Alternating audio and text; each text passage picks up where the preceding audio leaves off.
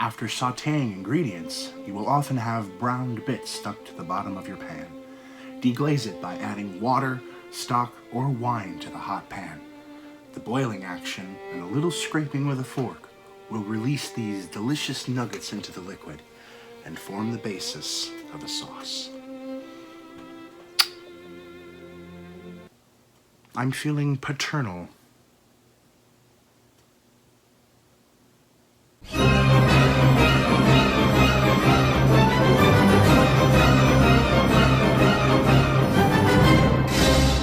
So some very exciting news. There's a baby on the way. Not mine. No. Of course not mine. Anyway, two of my most favorite people in the entire world, not to mention two of my most favorite people to cook for ever, are having a baby. Hannah and Peter are just about the two most adorable people on the planet, and they've been together since, like, elementary school. They're incredibly sweet and crafty, and it's almost sickening, really. This was a party favor they had from their baby shower a few weeks ago. This is honey they harvest from their own backyard, which they have put into tiny bear bottles and have labeled honey from our hive. Sickening. Well, of course, with this wonderful news comes a dinner party. But Hannibal isn't exactly the most child-friendly program. What with proverbial lost boys led by Molly Shannon executing their parents, children's tears being harvested for martinis, or sadistic megalomaniacs removing their sisters' uteruses and putting their unborn children into a farm animal. Dear God, what is wrong with this show? However, I'm sure there's something in here that we can use that follows a pregnant lady's dietary restrictions. Let's see. Sushi? No. Veal? No, that's wrong. Poultry? That's pretty inoffensive. Curry chicken? That'll do wonders for the morning sickness. Silky chicken soup? She's not ill, she's pregnant. Aha! Simple, elegant, homey. Perfect. Clay-baked chicken. Simple at its base, yet elegant in its execution. Sumptuous and homey, and a perfect group craft we can all have a bit of fun with. So I've been fascinated with this clay-baked recipe ever since I first saw it on Hannibal in Season 2, so I'm pretty excited to take a crack at it. Get it? Hannibal cooks up someone's thigh wrapped in pancetta, a giant lotus leaf, and finally some clay that he molds into a beautifully decorated piece, bakes in the oven, and finally cracks it open at the table and serves it right to the thigh's unfortunate original owner. Shall I carve? I think you already have. As Hannibal says, this creates a more succulent dish and adds a dash of theatricality to dinner, which, I mean, that's what I do. My compliments to the chef. As a starter, I'm gonna whip up the cornbread madeleines and make a variation on her salmon egg caviar butterflies recipe, and use bacon, cheddar, and green onions instead, since caviar is a no-no for pregnant ladies. I'll also be whipping up her recipe for honey mustard cream, and serving that on top of some roasted Brussels sprouts. And I'm also going to be trying out a new recipe that I've created for horseradish and Gruyere cheese mashed potatoes. And finally, for dessert, I'll be making Reba's cherry berry pie, and I'll of course be making some homemade vanilla ice cream to top it. So for this, we need some clay and a lotus leaf, and it turns out Amazon has them both. We only need to make sure that we buy regular low-fire clay and not oven-baked clay, which I know sounds like a contradiction, but just keep in mind, we're not making any kind of pottery you can keep or eat off of in the future, so it doesn't need to reach the extremely high temperatures that a kiln can. The clay is simply to keep the moisture in. We'll also need to make sure that we have some madeleine tins for baking our cornbread butterflies, so we'll add those to the cart as well. So let's begin with the most logical place to start. Dessert. We'll need to start by making our ice cream since it takes the longest. To a medium saucepan, start with 1 cup of heavy cream, 3 cups of half and half, 3/4 cups of sugar, a tablespoon of apricot preserves, and a teaspoon of vanilla bean paste. And whisk all that together over medium heat until the sugar is dissolved and the cream is steamy. Then to a small bowl, add 6 to 8 egg yolks and whisk them together to combine. Then slowly pour in your hot cream and whisk constantly to temper the eggs to the temperature of the cream without cooking them. Then pour the tempered eggs back into the saucepan and continue to cook until the eggs have thickened and your custard lightly coats the back of your spoon. Next, remove from the heat and pour the custard through a wire sieve and move around gently with a spoon to filter out any bits still left.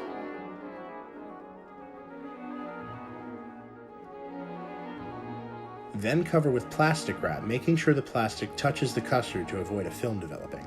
Then simply cover and refrigerate until completely cooled. Meanwhile, we'll start making our pie crust, so begin with 3 cups of flour, a tablespoon of sugar, and a teaspoon of salt, and run the blade for a moment to whisk that together. Then to that, we'll add a third of a cup of cold shortening and 1.5 sticks of very cold butter diced into small cubes, and pulse the food processor until your flour turns crumbly.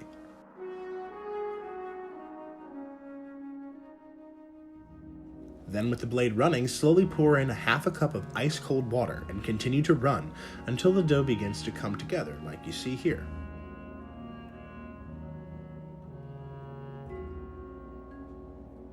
Then flour a large board and pour out your dough and squeeze it together until it forms into a dough ball.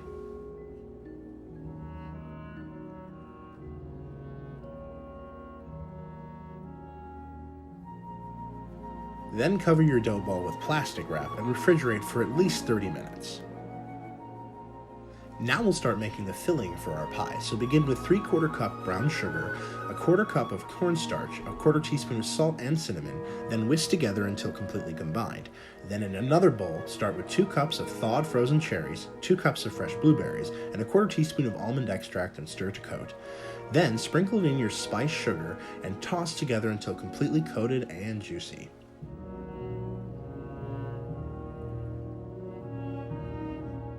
Then we'll take our pie dough and cut it in half and set 1/2 aside, then press out and flatten the other half with a rolling pin, and place it into a 9-inch pie pan, making sure the dough overlaps the edges slightly.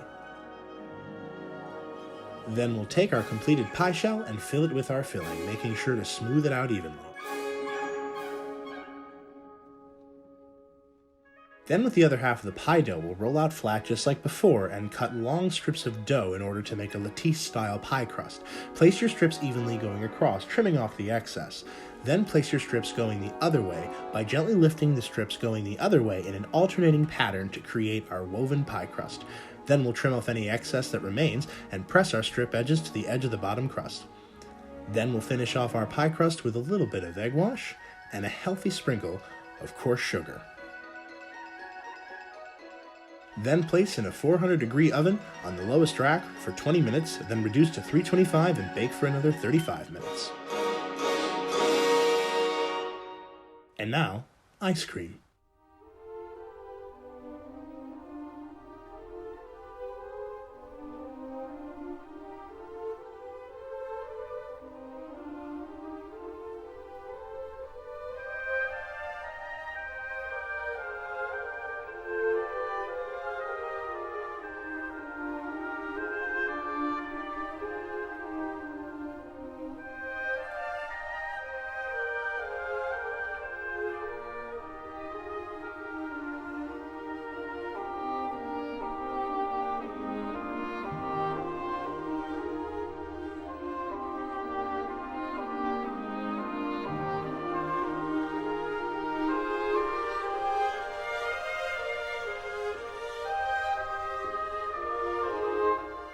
Now we'll begin making our cornbread madeleines for our butterflies, so begin with 1 egg, 3 tablespoons of oil, and 1/2 cup of milk, and whisk that together until thoroughly combined. Then in another bowl, add 1/2 cup of flour, a teaspoon of sugar, a teaspoon of baking powder, and 1/4 teaspoon of salt, and whisk that together. And then whisk in 1/2 cup of cornmeal, and finally your egg mixture. Now gently fold in your egg to make a nice lumpy cornbread batter. Then, as the first part of my alteration, we're going to add a good handful of shredded cheddar cheese and fold that in until well combined. Then also a drizzle of some of Hannah and Peter's own honey that they sell, and fold that together as well. Then we need to prepare our madeleine tins, so spray our tins heavily with cooking spray, then sprinkle heavily with cornmeal, making sure to coat completely, and then tap off the excess. Then we'll scoop our batter into our prepared baking tins, filling them about halfway full. And then they are ready for the oven. Bake at 350 degrees for about 6 minutes. And now we'll make our cream cheese filling. So we'll start with a block of softened cream cheese, and we'll add to that some fresh cut chives from the garden. And then to that, some bacon, a few cloves of crushed garlic, and some salt and pepper. Then we'll mix that together until well combined. Once our madeleines are out of the oven, they should be light and spongy and spring back slightly when touched. Remove from the pan and we're ready to assemble our butterflies. Take one of your madeleines and spread a heaping spoonful on the side with the decorative lines. Then press the other madeleine to the cream cheese to sandwich them together. And finish off with some chive antenna. And there we have our pretty little butterflies. Next, we need to prepare our Brussels sprouts by cutting off the stems, then in half lengthwise and discarding any excess leaves. Then we'll add those to a gallon Ziploc bag and add some olive oil, some crushed garlic, and plenty of salt and pepper. And finally, some fresh squeezed lemon juice and the rind. Then seal your bag up and toss them around to coat the Brussels sprouts nice and evenly. Well, that takes care of all the prep work I'm going to do here at home. The rest will be done over at Hannah and Peter's. But our pie is cooled and our ice cream is done, and the butterflies are ready to be served as soon as I get there. So it's time to pack up all our food and supplies and head on over. Okay, so we are on our way to Hannah and Peter's. I'm wearing my mother's sunglasses because I couldn't find mine. This isn't a specific fashion choice, but I do look fabulous. Let it be a fairy tale then. Once upon a time. Once upon a time, there was a young couple with child that called upon the mysterious blue warlock to impart on them the wisdom of parenting. He traveled from afar to their little home in the woods and began working his spells and enchantments. He began by building them a beautiful little garden, a garden that would attract all the little butterflies and bring joy and happiness to their home forever. But the couple asked of him, surely there is more to being a parent than such simple joys as a butterfly. The warlock said, I shall show you the wisdom you seek, and brought forth a chicken, sprinkling it all over with kosher salt and fresh ground pepper. Then inside the chicken, he placed sunshine, wisdom, and happiness, all that he could possibly fit, and sealed it up with some magical twine to keep it all inside. The couple looked at him in disbelief, but he simply continued his ritual. Then he took forth many bacon strips and wove them into a beautiful net, crafting it with the utmost care and patience. Then he took forth an ancient lotus leaf and placed the chicken inside, and wrapped it up gently, just like a newborn. Then he brought forth his magical clay that shook the earth when he placed it upon the counter, and cut from it a very large piece. Then he brought forth a wine bottle and said, Here, roll it out with this, because I forgot a rolling pin. Then they placed the sheet of clay on a baking sheet, and placed their chicken on it, and then placed another rolled out sheet of clay on top of it, and sealed it in tightly so that nothing could escape.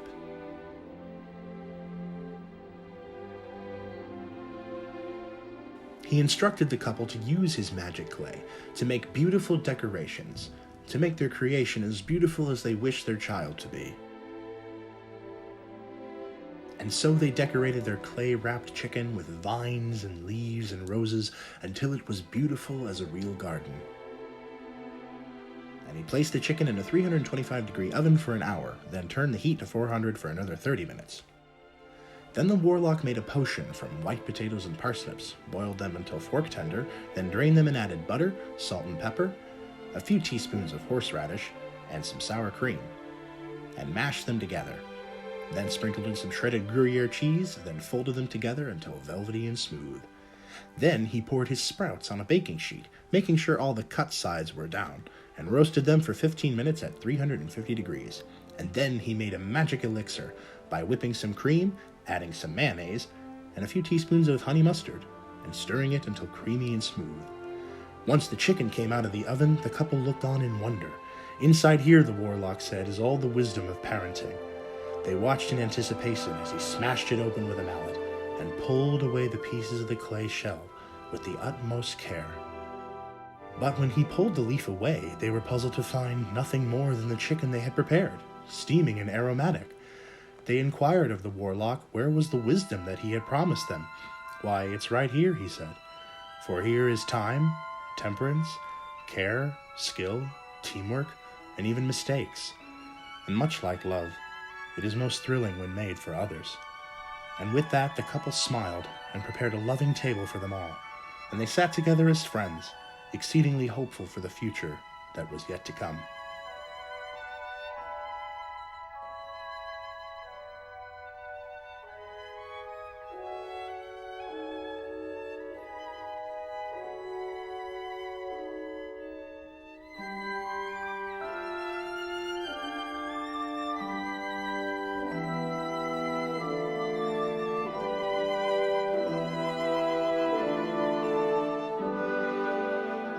So there we are, another dinner, another night of memories of good friends and good food.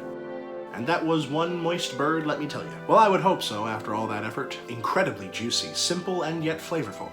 And the clay was a unique activity for the three of us to take part in. Well, the four of us. Shut up, I can be sappy. The mashed potatoes from my new recipe were unbelievably tasty, and I'm incredibly happy with how they turned out. The honey mustard cream was an excellent topping for the roasted Brussels sprouts, and I dare say would probably make a good topping for any roasted green vegetable. Ooh, or even carrots. But I digress. The cornbread madeleines were a decorative hit, but they were also a good hearty snack for us while we crafted the clay chicken. But by far the greatest success of the night was that pie. That pie was stupid good. Hannah told me afterward that the baby caked in a way it hadn't before, and she suspects that it was that pie. That's how good that pie was. True story, by the way. Well, a big congratulations to you, Hannah and Peter. All my love to the three of you, and may there be many more meals to come with an extra place at the table. That's it for this episode of Hannibal and I. I'm Cody Marchakaitis. Remember always to stay courteous, and I will see you in the kitchen next time.